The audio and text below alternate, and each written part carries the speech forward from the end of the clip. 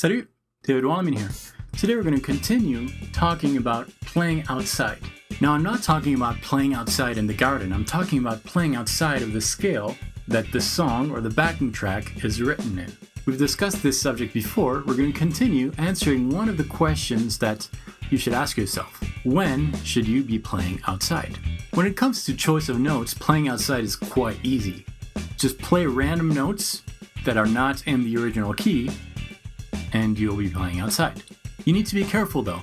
If you use notes that are not inside the original scale all the time, your musical story is not going to make much sense and the listener is going to be lost. It would be like saying, yesterday I went to the banana. I saw a brilliant piece of cake and I thought to myself, this is quite random. He is a smart guy, although coconuts do live, and I feel like the shrimp inside of my head is completely random. That did not make any sense.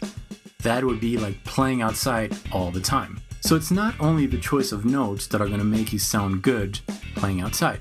There are two elements that I found that will help you sound more coherent when playing random stuff on the guitar. The first element is rhythm. We've talked about rhythm while phrasing outside in a previous video, where in your head you would imagine some rhythm motifs and phrase over them. The second element that you need to keep in mind while playing outside is correct balance. So how can you balance your lead well enough to sound coherent, melodic, and spice it up a little bit with notes that are outside of that scale? I've been thinking about that quite a bit, and I realized that usually in a band setting, there is one musician who does that automatically. It's the drummer. If you listen to a good drummer, he's going to keep a steady beat, but every once in a while, to add life to the song, he's going to add a drum fill. And so I thought, why not play outside whenever the drummer would put a fill in there?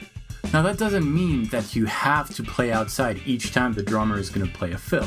But if you listen to the drummer, you'll be able to hear when it would be possible to go outside. A drummer is usually going to play a fill after a musical section, after a few measures, after a musical idea, to help the song flow into a new section. We're going to try to apply those principles on the guitar while playing and try to spice up our leads by playing outside whenever we hear in our head a possible drum fill.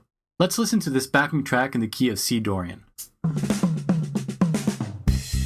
That's our beat.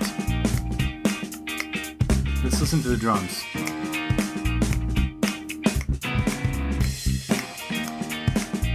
Now, when would you put a fill in that song?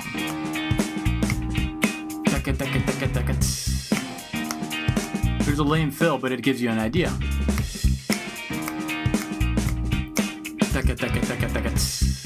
I'm going to try to apply this on my instrument. I'm going to play C Dorian throughout the track. I'll be playing outside by either shifting a half step up or a half step down, or just playing complete random notes. The idea is to play out only when you would imagine a drum fill, and make sure you land back in where the drums would land back in. That's usually going to be on the strong beat on the 1, 2, 3, 4, 1.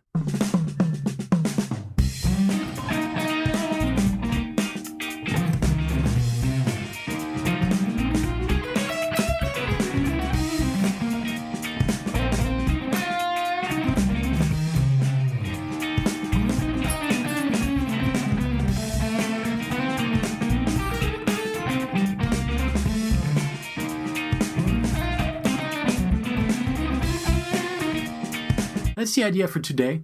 Experiment. Always play over backing tracks. Start with simple, short licks. There's no need to go fast. You're just trying to get comfortable with the idea of playing inside and outside every once in a while. Always imagine a drum loop in your head. Whenever you hear a possible fill, that's when you need to play out. As always, thanks so much for watching. Thanks for your comments. If you have any questions, grab a bottle of Coke, write your question down, put it inside, and throw it in the nearest lake or sea. I will answer your questions in the order they arrive, or you can always drop a comment right underneath there. Practice well, keep it fun. Check out my website, guitarplayback.com, for backing tracks you can work on for these concepts. I'll see you next time. Until then, salut!